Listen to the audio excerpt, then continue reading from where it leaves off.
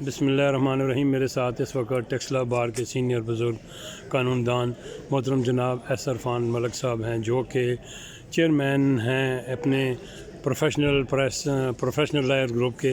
تو جی محترم بتائیں جی کہ ٹیکسلا بار میں الیکشن کی فضا جاری ہے اور کیسا ماحول ابھی تک بنا ہوا ہے؟ جی الیکشن کا جو ماحول نیچرلی بننا تھا وہ بن چکے ہیں. الیکشن ٹیمپو بن گئے ہیں اور اب جو ہے آج سکروٹنی ہے، اس کے بعد فائنل لسٹ آ جائے گی تو 11 کو انشاءاللہ پولنگ ہو جائے گی. اچھا ملک صاحب، یہ پروجیکشن میٹنگ جو ہوتی ہے، یہ اس کا بنیادی مقصد کیا ہوتا ہے؟ جی پروجیکشن میٹنگ کا مقصد یہ ہوتا ہے کہ جو کینڈیڈیٹ ہے وہ اپنا منشور، اپنے پروگرام، اپنے وہ بھی بتائے، اور دوسرا وہ متعارف بھی ہوتا ہے ساری ووٹرز کے سامنے، اس کو تعارف بھی ہو جاتا ہے اور اپنا پروگرام بھی وہ واضح کر دیتا ہے کہ میں نے یہ یا میرا منشور ہے، میں بات کے لیے یا لائرز کی بہتری کے لیے کیا کروں گا. ایسا ہے کہ وہ ملکی سطح پر بھی اپنے کو پیش کرتا ہے، جیسے اینٹی پرو ہے یا کیا حکومت ہے یا کیا ہے؟ نہیں، اس میں جو ہے نا ہماری بار کے پاس ٹیکسس میں ملوث نہیں ہوتی. لیکن جسٹس افتخار کے بعد تو یہ ملوث ہونا کچھ بڑا تھا. نہیں، وہ تو جو تحریک چلی تھی وہ تو ایک پورے پاکستان کا فیصلہ تھا لائرز کمیونٹی کا. تو باقی جو ہے ایسا جو باہر کی پالیٹکس ہے اس کو باہر میں ہم پسند نہیں کرتے. باہر کے اپنے معاملات ہیں، باہر کے اپنے ماحول ہیں. ہم تو باہر کی جو ہے باہر کی ویلفیئر ڈگنی کے لیے، لائرز کی ڈگنی کے لیے، ویلفیئر کے لیے کام کرتے ہیں.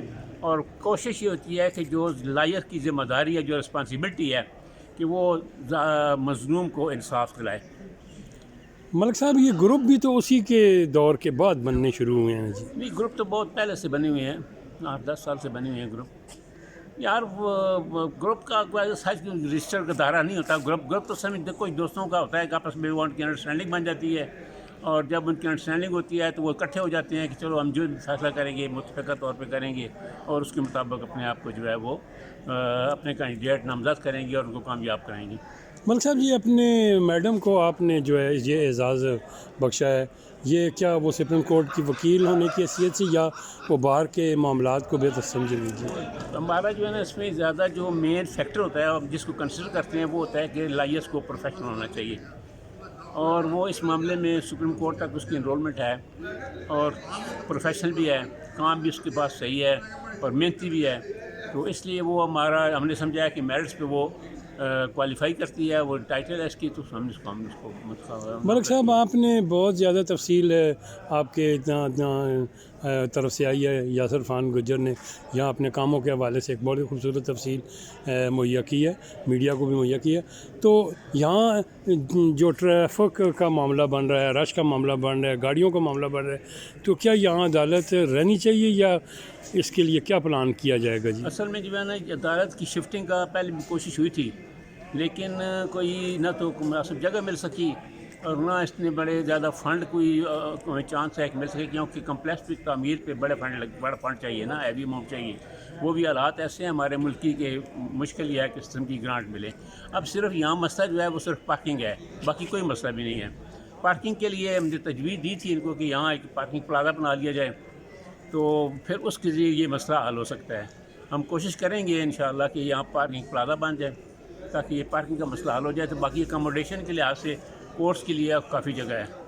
ملک صاحب، اپنے گروپ کو کے حوالے سے یا تمام لائر کو آپ کی اتھارٹی ماشاء اللہ سے شخصیت جو ہے وہ سب کے حوالے کے سے قابل احترام محترم ہے، اور دیگر معاشرے کے ساتھ بھی آپ کی بہت سے.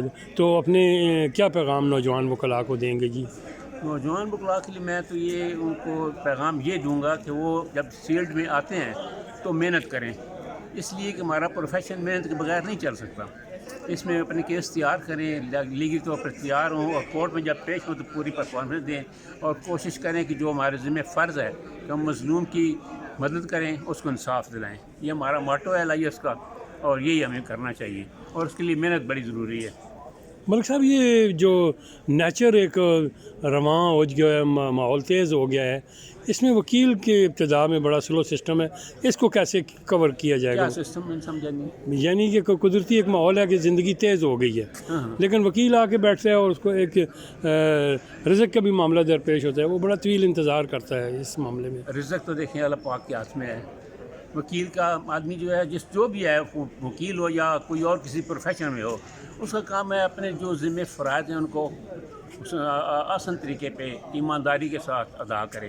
ملک صاحب ایسا ہو سکتا ہے کہ یہ ادارہ کم از کم کچھ ٹائم تک جیسے بیرونی دنیا میں بے روزگاری فنڈ دیا جاتا ہے، اس طرح دائر کو کوئی فنڈ دیا جائے تاکہ وہ خوش اسلوبی سے کام کر اس سکے۔ سلسلے میں تو گورنمنٹ جو ہے کچھ بھی نہیں دیتی بلکہ لیتی ہے ہم سے، تو یہ جو ہے کہ جو ہماری ایسوسیشنز ہوتی ہیں وہ کرتی ہیں کہ اگر کوئی ایسا انٹائٹل ہو جس کی مدد کی ضرورت ہو، اس میں ہم یہ کرتے ہیں کہ مل کے ہم اکٹھے ہو کے اس کے لیے کوئی نہ کوئی فائنینشیل ہیلپ کر دیتے ہیں۔ ملک صاحب کوئی اور پیغام دینا چاہیں جی؟ بس یہ ہم یہی ہے کہ میں تو وکلاء کی حد تک تو یہی کہوں گا کہ انہیں محنت کرنی چاہیے اور ایمانداری سے اپنا فرائض سر انجام دینے چاہیے اور کوشش کرنی چاہیے کہ جو ناانصافی کے خلاف وہ اپنا جنگ جاری رکھیں۔ جاری جنگ رکھیں۔ بہت بہت شکریہ جناب سے۔